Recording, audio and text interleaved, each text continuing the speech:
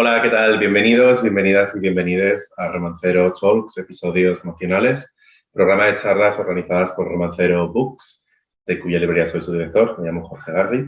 Este programa de charlas ha sido posible o está siendo posible gracias al apoyo y colaboración de los institutos Cervantes de Londres, Manchester y Leeds. Y hoy vamos a hablar de los Alpes Marítimos con Vicente Monroy, que está aquí presente. La verdad que es un placer, muy bien. Es un placer grabar esta primera charla en directo con el escritor a nuestro lado, así que muchas gracias. Muchas gracias a ti. Estamos aquí en Matadero, Madrid. Es un placer estar en este centro cultural grabando esta charla para los Cervantes. Vicente nació en Toledo en el año 1989, estudió arquitectura en la Universidad Politécnica de Madrid, es autor del poemario Las estaciones trágicas, editado por Suburbia, del ensayo contra la cinefilia, Historia de un romance exagerado, editado por Clave Intelectual, y formó parte también de la colección de poemas titulada Millennials, Nueve Poetas, editado por Alba Editorial. En el año 2001, en septiembre, si no me equivoco, se publicó su primera novela, Los Alpes... 2021, sí. Es que esos 2 años han sido complicados. En septiembre del 2021, gracias, se publicó su primera novela, Los Alpes Marítimos, en Lengua de Trapo, y forma parte de los episodios de la colección Episodios Nacionales que Lengua de Trapo comenzó a publicar hace un año. Lengua de Trapo es la editorial que está detrás de esta colección. Echó a andar en el año 1995, más de 20 años después, sigue con el mismo compromiso, poner en primer plano la literatura y el ensayo español, sin desatender otras lenguas, fundamentalmente europeas. Entre su amplio catálogo podemos destacar las colecciones Nueva Biblioteca, Otras Lenguas, Desórdenes, Carabé y un largo, etcétera. Una vez más, bienvenido, bienvenida. Vicente, es un placer tenerte. Y bueno, vamos a lanzarnos a hacerte las millones de preguntas que me gustaría hacerte. Fenomenal. Los Alpes Marítimos forman parte de esta colección, Episodios Nacionales, y me gustaría saber cómo surgió la idea de que tú formaras parte de esta colección. Si fuiste invitado a escoger el tema, porque el libro habla de atentado terrorista de la Rambla en el verano de 2017. Si fue sugerido, si fue propuesto por ti, ¿cómo llegaste a esta colección? Pues realmente cuando Jorge Lago y Manu Guedán, los editores, me propusieron formar parte de la colección, el evento que me propusieron para escribir fue el 11M. En principio iba a ser el libro que abriera la colección. Claro, cuando ocurrió el 11M yo tenía 13 años. Bueno, yo iba a cumplir 14 años ese año. Entonces era difícil. Era un tema difícil de atacar. Sobre todo porque a mí no me interesaba tanto trabajar sobre el evento histórico desde el punto de vista de la recreación, desde el punto de vista de la épica, desde el punto de vista de ese tránsito histórico que hacen muchos escritores españoles, que a mí no me interesa nada. Me interesaba hablar de mi generación. Entonces, me pareció mucho más interesante trabajar sobre el atentado de la Rambla, que además es un evento muy particular de la historia reciente de España, porque no llegó a configurarse un mito de los atentados de la Rambla. Mientras que cuando ocurrió el 11M realmente como un mito estructural de la actualidad política y social en España, los atentados de la Rambla fue muy curioso porque a los 3 días el tema se había diluido, era el momento en el que se estaba hablando de que iba a haber un referéndum en Cataluña. El tema se había diluido en una lucha política que excedía en verano, además, ¿no? En agosto. Sí, fue un evento peculiar precisamente por eso. Entonces, me daba mucha más libertad a la hora de hablar de otros temas que me interesaban mucho, sin que, o sea, evidentemente, sin dejar de hablar del tema del que se trata. En tu novela leemos sobre Pablo, que es el protagonista, es un artista frustrado, bueno, estudió Bellas Artes. Sí, frustrado es una palabra a lo mejor un poco fuerte para alguien de más de 30 años. De hecho, me la pregunta hoy por ahí. Sí. Es un estudiante de Bellas Artes que vuelve a Barcelona, de donde su familia vive, vuelve a casa de su madre. Se reencuentra con un amigo de la infancia, Darío, los dos son gays. descubrimos esa amistad, el pasado, el presente, etcétera. Él pasa un verano fantástico, salvo lo apuntado, pero pasa un verano fantástico haciendo nuevas amistades con toda esta nouvelle, ¿cómo se decía en Cataluña? En los años, bueno, discotecas, barcos, etcétera, etcétera.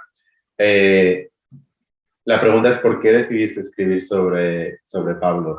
Sobre un treintañero que está facing, que está aproximándose a los 30, que está teniendo esta crisis de identidad, esta cosa que yo creo que todos hemos pasado por ella y todas, este miedo a los 30 años y sobre todo miedo porque nos prometieron una serie de cosas que obviamente no hemos conseguido. Sí, creo que es algo muy generacional. Claro, para sí, creo que todos nosotros. aquí es cuando tiene sentido la terminología generacional, ¿no? El tema generacional. Realmente coincide, la escritura de este libro coincide con una crisis personal. Yo también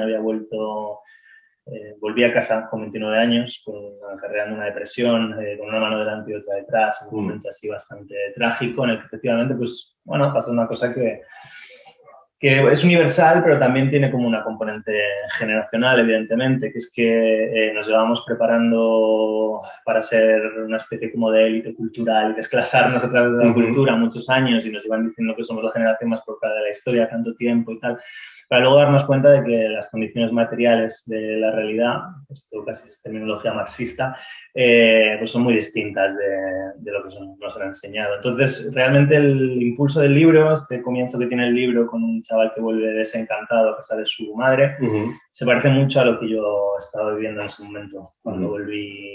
Tuve que volver a casa de mis padres con 29 años y una depresión, a Toledo. Realmente a un sitio un poco distinto de Barcelona, pero en el fondo creo que es un poco mi experiencia. No hubo ghosting, era el término que Sí. A ver, perdón. No, sigue. He disfrutado mucho leyendo la novela. Yo la he entendido, sí, la he entendido, como una especie de amor de verano, ¿no? Que es lo que...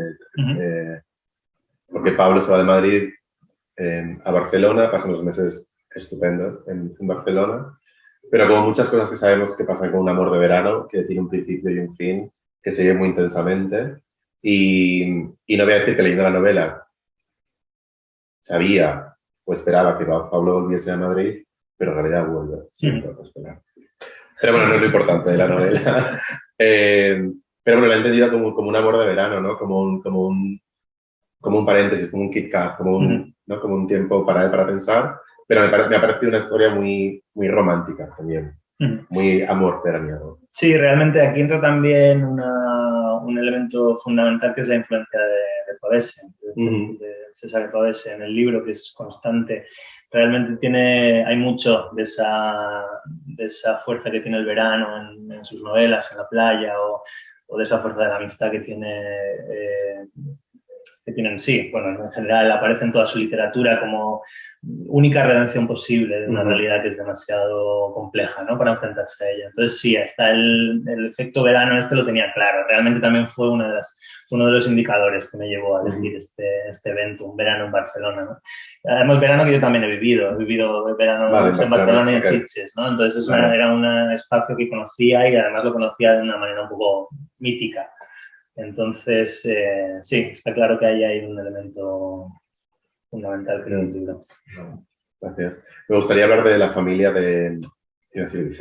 familia de Pablo, porque Pablo, como he dicho, regresa a Barcelona, a casa de su madre, una mujer que se ha divorciado 2 veces, que tiene otro hijo, que es el hermanastro de Pablo, adolescente, que está perdidísimo. Es una familia bastante caótica, cero nuclear. De hecho, la madre se enamora de un compañero de trabajo que es mucho más joven que ella. Es una familia complicada, pero lo que me gusta de leer sobre esta familia es que en un momento hay un cambio, ¿no? Hay algo mágico.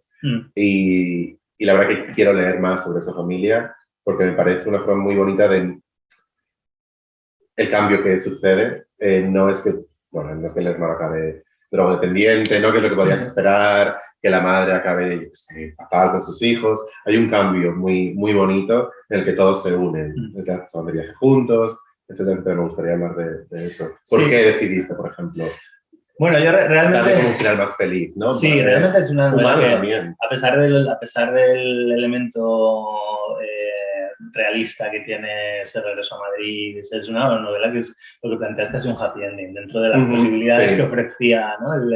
Y de hecho yo uno de los pocos momentos que tenía claro desde el principio es ese momento que tú dices que se da un golpe de magia, que además se produce en consonancia con el atentado, en el que de pronto la familia parece que se ve, esto es un poco conservador, pero parece que se ve como el último reducto social donde es posible una relación horizontal entre las personas, ¿no? Ese espacio que a pesar de que todos los elementos de la familia son muy diferentes, han tenido muchos problemas, la madre, el padrastro, etcétera, de pronto hay algo que les hace sentirse de verdad unidos y de verdad en consonancia, ¿no? Frente a un mundo absolutamente caótico, cruel y lleno de violencia, ¿no? Como el que vivimos todos los días. Entonces sí que era uno de los pocos elementos que tenían claros desde el principio. Y me interesaba además, hay una cosa que esto ya es como a nivel estructural del libro. Mi anterior libro contra la cinefilia, que es un ensayo que se publicó con Clave Intelectual, era un libro en el que trabajé una estructura que al final terminaba como en ascenso, terminaba con un momento en el que la prosa ganaba altura y se volvía emocionante y terminaba como con un golpe de efecto final. Aquí me interesaba trabajar una geometría completamente o sea, la contraria, ¿no? Que es el fade out. Me interesaba como que la historia se fuera diluyendo de manera que ese regreso final no fuera un regreso trágico, sino que fuera pues un regreso que a todos nos va a tocar hacer alguna vez en la vida, ¿no? Vamos a tener que volver a hacer cosas que no nos gustan, vamos a tener que volver a un trabajo que no nos gusta, vamos a tener que continuar con una relación de amistad o de amor que no nos gusta, pues porque la vida nos impone este tipo de cosas, ¿no? Entonces, incluso estructuralmente, el libro me pedía que el final no fuera trágico, que los personajes fueran de alguna manera, bueno, pues reequilibrándose dentro de la trama, ¿no? Y me interesaba bastante también. Es un libro que realmente en el que he querido mucho jugar con las expectativas del lector. Entonces, realmente me interesaba también que todo lo que parece que puede pasar no pase. Bueno, a eso voy ahora. Has citado brevemente el tema de la amistad y una de las cosas que más me han interesado del libro y enamorado, por decirlo así, es la relación de amistad entre Darío y Pablo, ¿no? Los amigos de la infancia, adolescencia y los comienzos de ser adultos hasta que se separan, ¿no? Y me he sentido identificado porque yo también tengo un amigo del pueblo de toda la vida, mi amigo Cristian, que también es gay, que de hecho nos conocemos porque su madre y mi madre se quedaron embarazadas a la vez. Bueno, los astros, y me he sentido muy identificado porque también en un momento de separación lo vamos a juntar y quería hablar de ese concepto de amigo de la infancia que trasciende la infancia y se convierte en un amigo de por vida, para lo bueno, para lo malo, y cómo escribes sobre eso que yo esperaba que iba a pasar, que también es bonito que no pase, pero también se crea esa tensión de va a pasar, no va a pasar, porque hay un par de declaraciones por parte del, bueno, sí, por parte del novio de Darío a Pablo, y tú dices, ¿va a pasar, no va a pasar? Y me gusta esa calma, esa tensión que sucede durante la calma de todo este verano, ¿no? Sí, realmente, claro, es una novela, sí, es una novela como de descubrimiento, ¿no? Tardío, pero una novela veraniega, ¿no? Es la típica película en la que los chavales hacen un viaje y acaban liándose. Bueno, de hecho, claro, los Alpes Marítimos es donde ellos se van de viaje y es bueno, como es el tango, los sitios felices donde ha sido feliz. Es una cita de Pavés, ¿eh? Ah, vale. O sea, vale. La canción lo saca de Pavés, precisamente de la playa, es el párrafo final de la playa. Que recordar los sitios donde ha sido feliz. Eso es. Realmente, claro, la novela se estructura como una novela tópica pues de salida del armario, ¿no? De relación de amistad entre los tíos, que realmente esa línea del libro es lo que está tomado abiertamente de la playa de Pavés, o sea que además se cita, no es nada que esconda ni... la playa de Pavés se trata también sobre dos viejos amigos que se encuentran en un verano en la playa, ¿no? Y durante toda la novela, que es muy particular de Pavés, sobre todo conociendo al personaje, late una especie de tensión sexual entre los dos protagonistas que luego no cristaliza en nada, pero abiertamente está a lo largo de todo el libro, ¿no? Y entonces me interesaba mucho, ya que había decidido que una de las decisiones fuertes del libro fue jugar con las expectativas con respecto al hecho histórico, jugar también con las expectativas con respecto a todo lo demás, ¿no? En particular este tema de la sexualidad y de la identidad, que es tan importante en tanta literatura de nuestra generación, ahora que se hace tanta literatura abiertamente LGTBI, combativa, donde a veces los discursos son un poco evidentes, bueno, no pasa nada, son por necesidad, ni para bien ni para mal, pero a veces son un poco evidentes. Me interesaba también... bueno, por ambigüedad, ¿no? De los actos. Bueno, en general es incluso al nivel del trabajo con la prosa, es una prosa bastante ambigua, creo. O sea, es una prosa en la que he tratado de eliminar todos los elementos que me parecían excesivos, o sea, hay muy poca adjetivación, la prosa es muy sintética, me he intentado quedar como con las frases de forma muy sintética, pero al mismo tiempo hay muchos elementos que están ocultos o o hay muchos elementos elípticos, entonces al final ese bueno, hay juego mucho me interesaba. Sí, ese es un poco el juego que me interesaba. Sí. O sea, para mí el objetivo era, esto lo decía hace poco, lo hablaba hace poco con el editor, para mí el objetivo era escribir una novela que fuera muy fácil de leer, pero no tan fácil de entender. O sea, que se leyera muy fácil, pero que al final hubiera algunos... Bueno, te quedas pensando porque hay muchísimas cosas que se pueden rascar, ¿no? Sí. Bueno, el libro decíamos que forma parte de episodios nacionales, el atentado terrorista de la Rambla de Barcelona, y este es el tercer libro que leo de la colección, y me ha fascinado mucho porque hablas del atentado de una forma... Cuesta mucho llegar a leer sobre el atentado en tu novela. Escribes de una forma muy rápido, se lee muy poco, pero es verdad que toda la novela está empapada por ese atentado que va a llegar. Porque sucede a los 3/4 de la novela, sí, ¿no? Se puede leer. Entonces me parece una forma muy, muy bonita, muy sutil, muy elegante y relacionada con la siguiente pregunta que te hago después sobre el arte, me parece una forma muy artística de hablar de algo cuando de lo que estás hablando es de la ausencia de ese algo. Sí, realmente una de las grandes influencias literarias que he tenido en mi vida es la de Luis Madariaga, que me ha enseñado sobre todo el valor que tiene la literatura muy geométrica, el trabajo con novelas muy geométricas, novelas duales que se despliegan en dos historias a veces opuestas, a veces con elementos conexos o inconexos, etc. Entonces sí que me interesaba hacer un trabajo muy geométrico, que también es muy de arquitecto. O sea, al final esto no deja de ser una descripción de Barcelona, ¿no? Un retrato de Barcelona, entonces me interesaba mucho trabajar con elementos geométricos dentro de la prosa. Pero aparte, creo que hay una cosa fundamental, es que a mí cuando los editores, que por cierto, yo siempre temí cuando les mandara el borrador me iban a mandar a la mierda, porque realmente del atentado de la Rambla se hablan 5 páginas, ¿no? Yeah. Es una cosa como esa, es la decisión fuerte realmente del libro. Lo que tenía muy claro es que yo no iba a participar de algo que yo creo que está ocurriendo con la novela histórica en España desde hace muchas décadas ya, demasiadas décadas ya, que es esta transformación. Bueno, somos una sociedad que vive absolutamente obsesionada con la idea de la memoria histórica, concepto que de por sí me parece que es un oxímoron, porque memoria e historia son conceptos opuestos, no contrarios, son dos caras de la misma moneda, pero la memoria termina donde empieza la historia y viceversa. O sea, realmente creo que memoria histórica es un concepto completamente... y desde luego me parece que se está haciendo un trabajo de transformación en épica pura. De una historia, la historia española, que no tiene ni una pizca de épica. O sea, es la historia, bueno, en la historia española ni ninguna historia que merezca la pena contar humana, ¿no? Antropológica. La historia de la humanidad no tiene épica. La historia de la humanidad puede ser trágica, puede ser a veces un poco emocionante, puede tener la épica se pone en el relato. Sí, pero la épica lo que está haciendo es que nos estamos convirtiendo en unos devoradores de nuestra propia forma de ser, de nuestra propia historia, o sea, exigimos ya a los escritores que escriban la historia reciente con épica. Y a mí eso me parece absolutamente trágico. O sea, me parece que es claramente de una sociedad que no se acepta a sí misma y cada vez la cosa va peor. Entonces yo tenía muy claro que yo no iba a tratar el atentado desde dentro.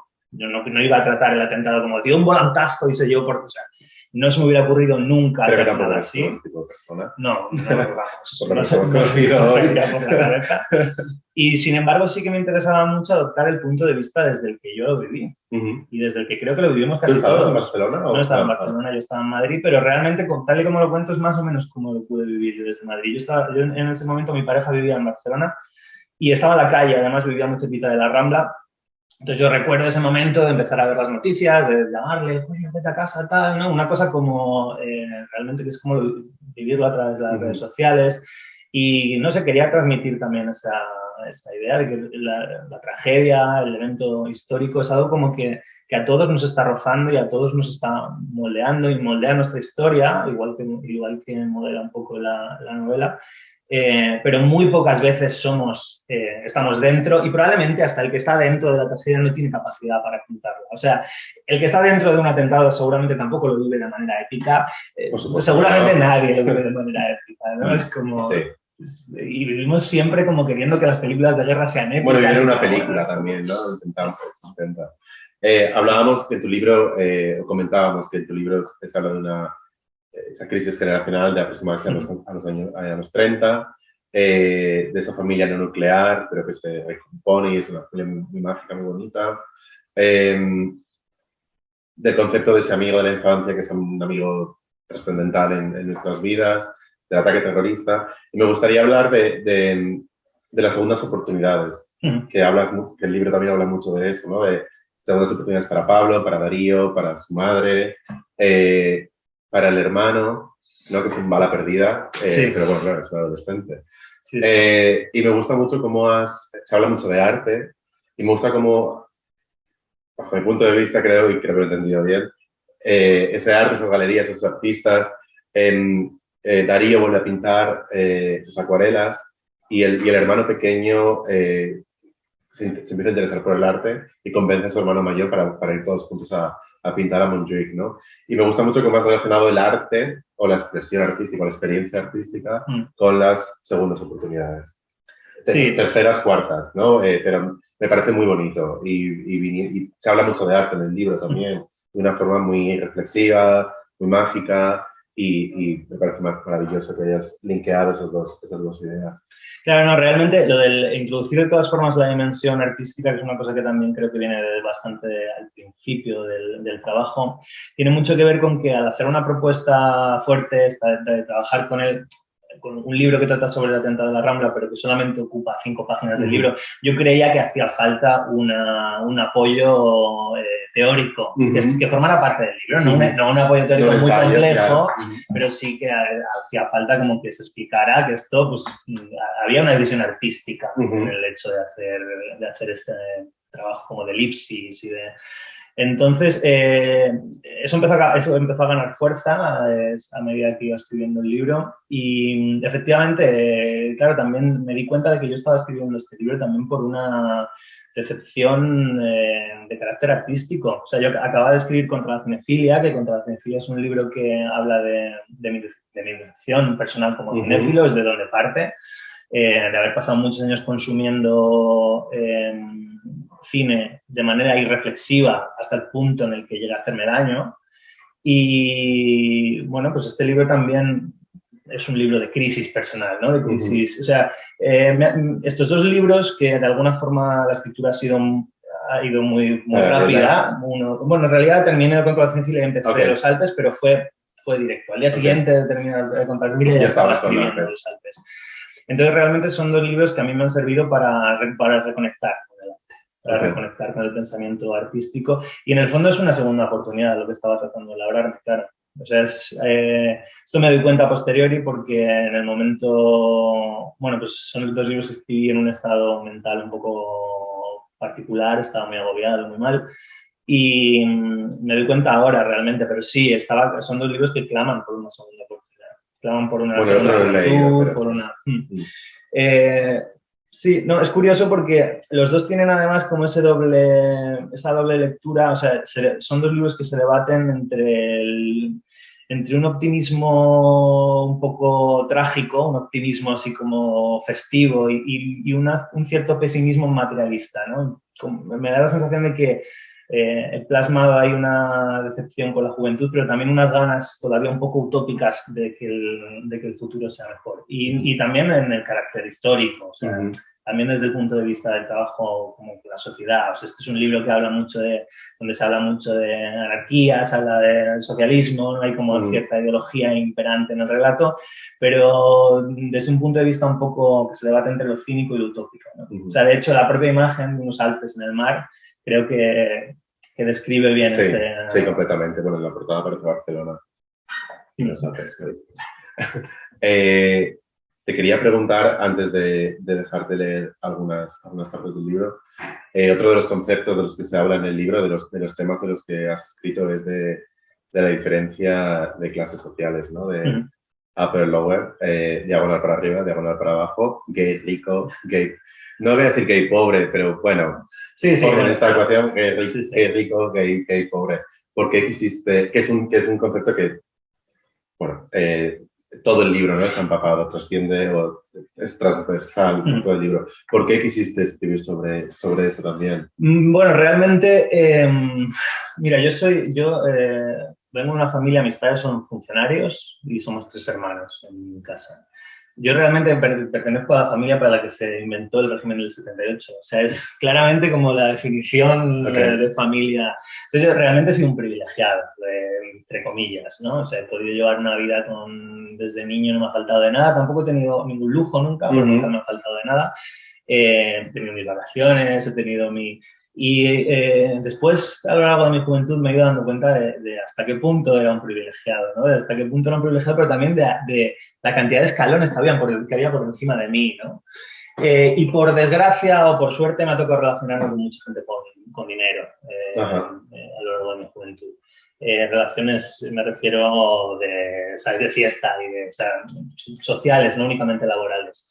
Y ha sido parte de lo que, o sea, fue parte de lo que me llevó al momento de bloqueo mental y o sea, realmente creo que lo puedo decir. Tengo muchos prejuicios contra la gente con dinero, en general. Y esto es una cosa como que creo que queda clara. Sí, bastante. Pero creo que es importante, bueno, comentarlo aquí porque yo creo que yo también tengo una familia parecida a la tuya, ¿no? De un pueblo, pero bueno, clases, padres trabajadores, 3 hermanos, el pequeño de 3. Nunca me ha faltado de nada, pero porque yo era feliz, pero cuando sí que fui a la universidad y ¿no? Vas a la gran ciudad y te juntas con personas, ¿no? Con tus amigos, amigas o personas que ni siquiera son tus amigos, que dices, ostras, no, a mí no me ha faltado de nada, pero si me comparo, no es que me haya faltado eso, pero es que vivís en 10 escalones por encima. Sí, claro. Además es que realmente este relato, el relato de las clases sociales, sobre todo el gran relato de la democracia,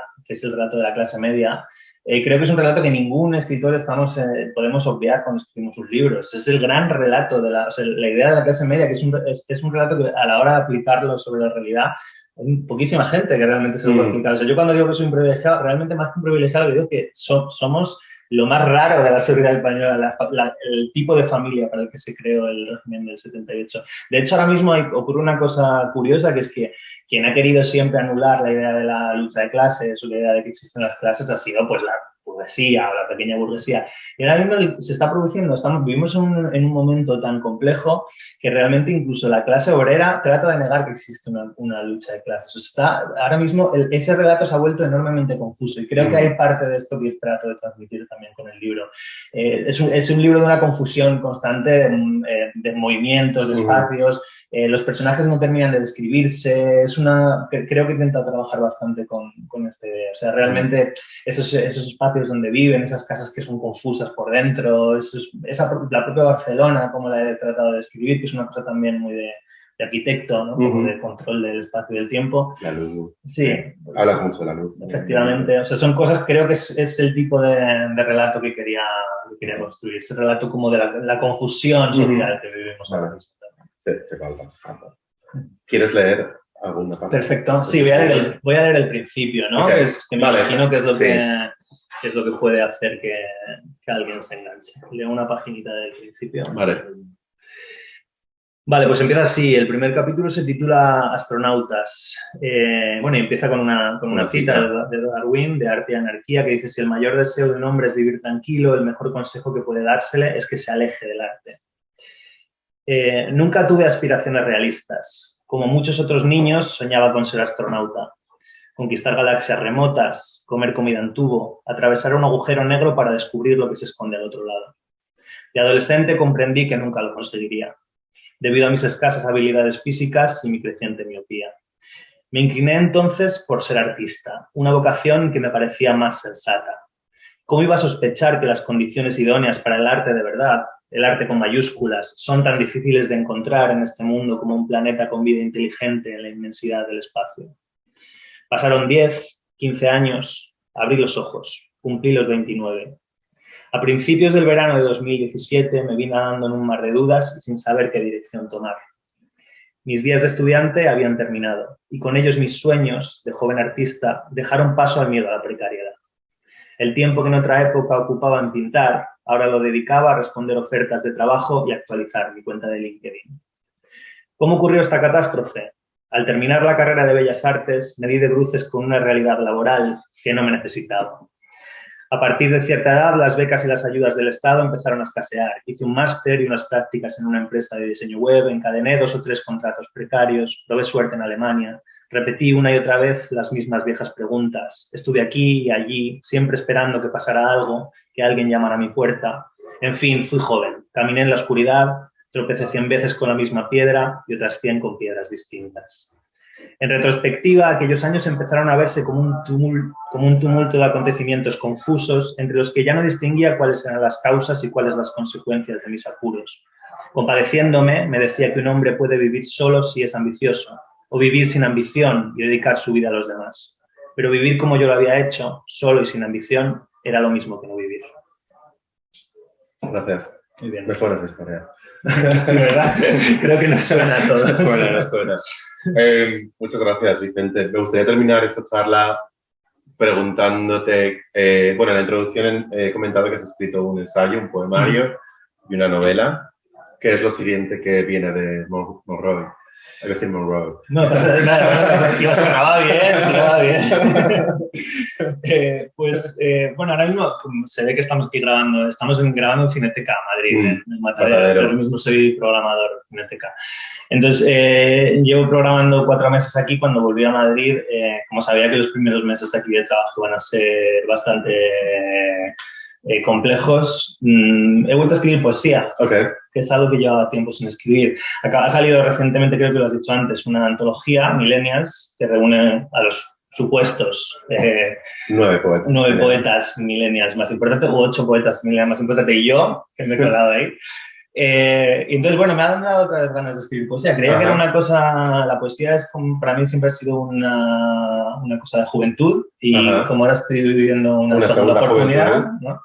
He decidido, y estoy siendo bastante ambicioso, la verdad, con esto. Y aparte tengo un proyecto que estoy desarrollando también para una novela y otro proyecto para un ensayo. Muy bien. Así que creo que ¿Se verá algo publicado en este 2022 o más 2023? Veremos si el poemario llega a tiempo. Voy a depender de los editores. Sabes que estamos en mitad de la crisis del papel, todo este asunto, entonces ¿Se puede decir editorial o todavía es confidencial? Por ahora prefiero no decirlo. Vale. A ver si habrá algún problema. Vale, en principio no debería haberlo, pero... Pero sí, podría salir este año. Si todo va bien, o sea, el libro va a estar preparado. Vale. Si sale bien y si no, pues yo ya no tengo prisa. Vale. La ambición sí que es una cosa de juventud que Vale. Muchas gracias. Muchas gracias a ti. La verdad que muchas gracias a todos por estar ahí viéndonos. Ha sido un placer estar con Vicente, sin conocernos face to face. Gracias a los institutos Cervantes de Londres, Manchester y Leeds por su apoyo, a todo su equipo que está allí, Rita, Juan, Ignacio. Me está dejando nombres, así que no tendría que haber dicho ningún nombre. Pero bueno, a todas las personas de Manchester y Leeds también. Así que muchísimas gracias. Nos vemos en la siguiente charla de Matadero Talks, episodios nacionales, y que tengáis una buena tarde. Hasta luego. Hasta luego.